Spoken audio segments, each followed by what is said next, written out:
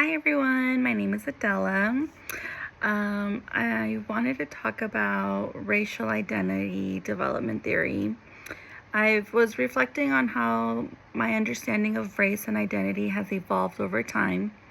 This theory has helped me realize that our racial identity isn't something we're born fully aware, but it's something that's shaped by the environments we grow up in, the people around us, and the experiences that make us aware of how others perceive us. My racial identity development has been informed by my upbringings as a Latina woman, raised in a close-knit family that valued faith, hard work, and community. I grew up proud of my roots, but also learned early on that not everyone viewed our culture with the same respect. Race played a major role in how I understood myself because it affected how others responded to me before I even said a word. I first became aware of my racial identity as a child when we were traveling to East Texas. My dad was a teacher, and sometimes they would go do missionary work in different parts of the country. I think we were traveling to Oklahoma at the time. We stopped at a restaurant. It was a bus full of Mexicans. Most of the high schoolers at the time would come from Juarez, and it was a private school, and they would have scholarships, and you could obviously tell they were Mexican. We stopped at the restaurant, and the staff refused to serve us because we were Mexican. It was the first time I was embarrassed, and you could feel the tension and just the look of like, what is going on in everybody's faces. Especially me. I was like maybe 10 years old at the time.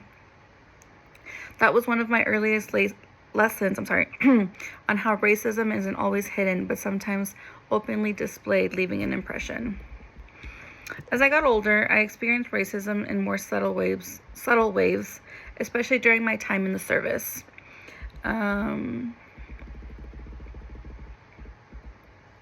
While there was a strong sense of unity and a shared purpose and common goals, there was also stereotypes that followed people of color. We would sometimes joke around about them to get through it, but deep down I wondered if opportunities were truly equal.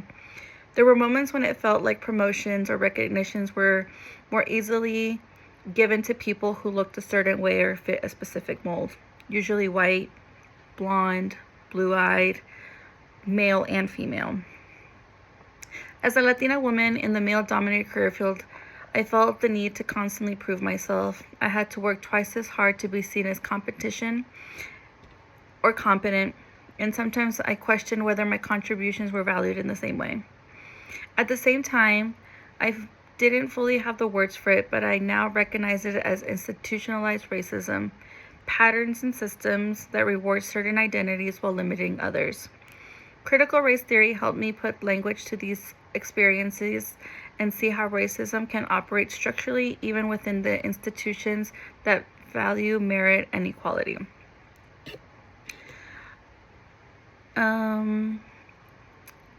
I connect that time to Erickson's stage of psychological development. I was in early adulthood. The stage is focused on forming meaningful relationships and understanding one's role in larger systems. Facing racial barriers during that period influenced how I built my trust and confidence and shaped my desire to use my voice for change instead of staying silent. Critical race theory teaches us that racism is not rare. It's deeply embedded in the fabric of American life. It reminds us to question who holds power, whose voices are centered, and who gets left out. As a future social worker, one action I can take challenge these power structures is advocating for culturally responsive and anti-racist practices in organizations I work with. For example, ensuring agencies collect data on racial disparities in service outcomes or providing training that addresses implicit bias among staff. Delgado and Stefanik explained that one of critical race theory's goals is to challenge dominant narratives and uplift experiences of marginalized groups. By sharing my own experiences and making space for others to share theirs, I can help create environments where all people feel seen, heard, and valued. If I could go back to those earlier moments, the restaurant as a child or my time in the military, I would respond differently now. As a child, I didn't have the words to name injustice, but as an adult, I do. Today, I would ask questions, speak up, and support others who might feel silenced. Awareness gives us the power to act, and the silence that reinforces the harm. Reflecting on my racial identity through this assignment has deepened my understanding of how my personal experience connect to systematic realities.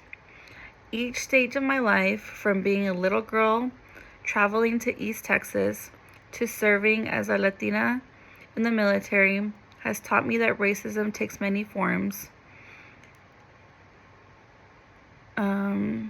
From overt exclusion to hidden institutional biases. As a future social worker, I plan to use these lessons to empower others and advocate for equity. Understanding critical race theory allows me to see the real change begins when we name what's wrong and take responsibility for transforming it.